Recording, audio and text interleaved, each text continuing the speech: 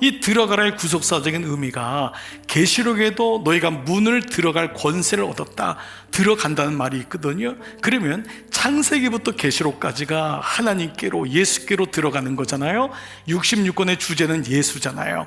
그러면 창세기에 있는 말씀이나 모든 성경의 구조는 원래 본질은 내가 하나님 안에 있었잖아요.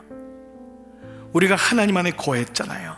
그것이 에덴 동산이고 하늘을 지었잖아요. 근데 죄로 인해서 하나님을 떠났잖아요. 이게 변질이잖아요. 근데 다시 예수님을 통해서 다시 예수님께로 들어가는 것을 회복이라고 하잖아요. 그래서 우리는 세 가지 카테고리로 말씀을 묶어서 묵상했죠. 첫 번째가 본질, 두 번째가 변질, 세 번째가 변화라는 말씀이에요. 자, 이 말씀이 성경의 주제인데, 창세기를 보면은 창세기 1장 2장에서 하나님이 천지를 창조하시고 우리를 창조하시잖아요. 에덴 동산에 함께 거하시잖아요. 그런데 인간이 죄를 지으면서 하나님을 떠나죠. 변질의 역사, 죄의 역사가 시작된 거예요. 그때 하나님이 다시 부르세요. 누구를 통해서요? 노아를 통해서. 그래서 노아가 예수 그리스도의 그림자인 것을 우리가 알게 되죠.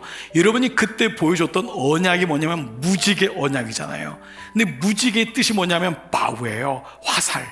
근데 뭐가 없죠? 살이 없는, 화살이 없는 활이라고. 바우. 에로우가 아니라 바로 화살이 없는.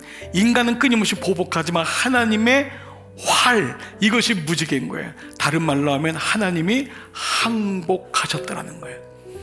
여러분, 아버지가 하나님이 항복했다는 의미는 부모님이면 알 것입니다. 자녀가 잘못했는데 그 자녀 앞에 무릎을 꿇는 거는 부모인 거예요. 그러니까 부모 심정에 대하지 부모의 마음을 안다고 하잖아요. 아이가 집을 나갔는데 아버지가 날마다 그 집 앞에 나와 있는 거예요.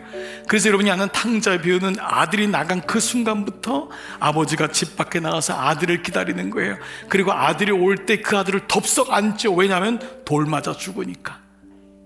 율법적으로 아버지를 어기고 재산을 가져간 애는 돌에 맞아 죽어요. 아버지가 그를 반가워서 듣고 안 하는 거예요. 대신 자기가 죽는 거예요. 그래서 그 탕자의 비유에는 예수 그리스도의 십자가가 그대로 드러나고 있고, 예수 하나님이 보여주신 그 무지개 언약은 화살이 없는 활, 그게 하나님이라는 것을 우리에게 보여주고 있다고요. 자, 노아의 방주의 스토리 뭐예요? 그 방주는 구원이잖아요. 그래서 그 안에 들어가라고 말씀하시죠. 그런데 여러분이 이미 말씀을 들어서 기억하는 분이 있을 거예요. 이 노아와의 방주와 모세의 갈대 상자, 그리고 지성소 안에 있는 언약궤가 단어가 똑같아요. 그게 뭐라 그랬죠? 테바라는 단어가 똑같아요. 영어는 ark, A-R-K. 그러니까 노아의 방주도 ark, 모세의 상자도, 갈대 상자도 ark, 그리고 지성소에는 언약궤도 ark. 이 세 가지의 공통점이 뭐냐면 무동력이에요. 스스로가 힘으로 할 수 있는 게 아니에요. 동력이 없어요. 보세요. 노아의 방주가 자기 마음대로 가나요? 그냥 하나님 인도하는 대로 가야 되는 거예요. 모세의 갈대 상자도 마찬가지죠. 그냥 나일강으로 떠갈 수밖에 없는 거예요. 그리고 언약궤 안에 들어가진 말씀의 돌판, 그리고 생명의 그 만나, 그리고 쌍난, 아론의 쌍난 지팡이, 이 모든 것도 하나님이 친히 관여하신 거예요. 인간이 만든 것이 아니라는 거예요.